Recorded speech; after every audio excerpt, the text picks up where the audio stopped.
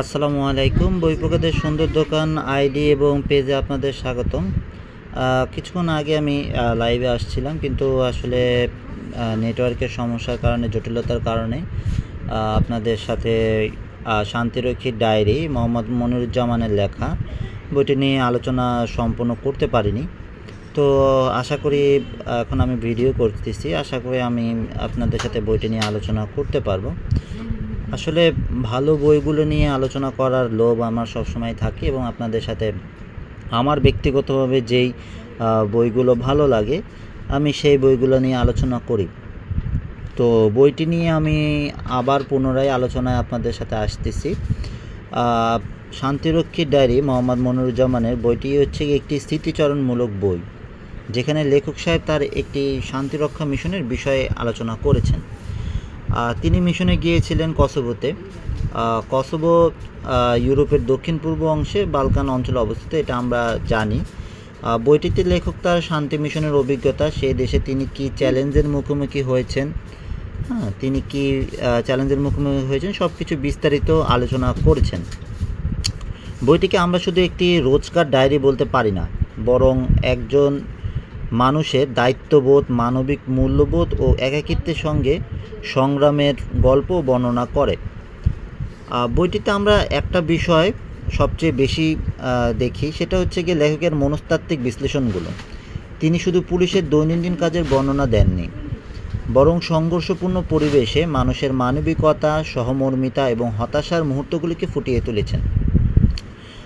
বিশেষভাবে যুদ্ধবিধ্বস্ত দেশ ও বৈদেশিক মিশনের প্রেক্ষাপটে তার দৃষ্টিভঙ্গি আমাদের কাছে নতুন এক বাস্তবতা উপস্থাপনা করেছে।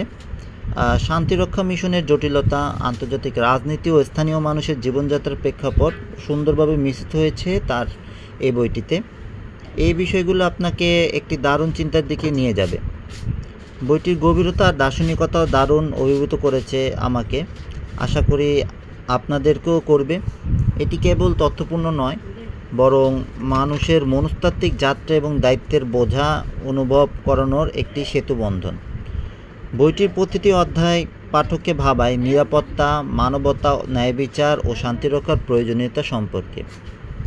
এই বইটি বিশেষভাবে তাদের জন্য প্রাসঙ্গিক যারা শান্তি মিশন, পুলিশের কাজ, নিরাপত্তা ও আন্তর্জাতিক রাজনৈতিক প্রেক্ষাপটে মানুষের চ্যালেঞ্জ বুঝতে আগ্রহী। এর পাশাপাশি এটি এমন পাঠকদেরও মূল্যবান যারা একজন সাধারণ মানুষের চোখ দিয়ে বৈদেশিক মিশনের বাস্তবতা জানতে চায়। যদিও বইটি অ্যাকশন থ্রিলার বা দ্রুতগতির গল্প নয়, তবু এটি গভীর মানবিক বার্তা এবং জীবনের বাস্তবতা প্রদান করে। আশা করি আপনাদের অবশ্যই বইটি পছন্দ হবে, এবং আমি আসলে দুঃখিত যে আমার লাইভটা আসলে আপনাদের সাথে ভালো মতো করতে পারিনি। তো বইটি একটু আপনাদেরকে দেখাই।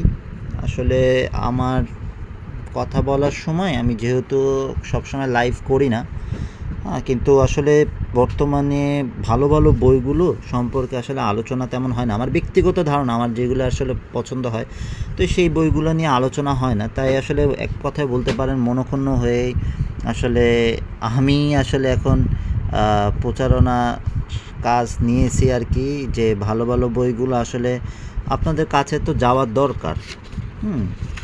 কারণ আপনারা টাকা দিয়ে বই কিনবেন, যদি আপনারা একটা ভালো বই না কেনেন সেক্ষেত্রে আসলে দেখা গেছে বই পড়ার প্রতি আপনাদের আগ্রহটাই হারায় যাবে। তো এই সমস্ত বইগুলো কি হয়, এই সমস্ত বইগুলো আপনারা যখন পড়বেন তখন আপনার দেখা গেছে কি, মানে আপনি যদি কোনো কারণে রিডিং ব্লকেও থাকেন, তাও আপনার অটোমেটিক্যালি বইটা পড়ার প্রতি একটি মানে মজা তৈরি হবে। তো আমি আপনাদেরকে কিছু বইয়ের পেজও আপনাদের ভিডিও করে দিই, যাতে আপনাদের পড়তে একটু সুবিধা হয়। বইটার কন্ডিশন একদম নতুনের মতনই, তো আপনারা আসলে পড়ে আপনাদের ভালো লাগবে। তো আপনারা দেখা গেছে যে নতুন যদি কিনতে যান, তাহলে হয়তো বা 20% 30% ছাড়ে আপনার হয়তো বা, যেহেতু 600 টাকা গায়ের রেট আছে, তো আপনার হয়তো বা নতুন কিনতে গেলে 300-400 টাকার মতো লাগবে। তা আমার কাছ থেকে আপনি যদি এই বইটার কপি নিতে চান, সেক্ষেত্রে আপনার মাত্র 150 টাকা পড়বে। এবং হার্ড কভারের সুন্দর একটি বই। তো ব্যক্তিগতভাবে আমি আসলে নন ফিকশন বইগুলো বেশি পছন্দ করি, বাস্তববাদী বই। তো আশা করি আপনাদেরও পছন্দ হবে। তো বইটি পড়ে দেখতে পারেন আপনারা। ধন্যবাদ, ভালো থাকবেন, আসসালামু আলাইকুম।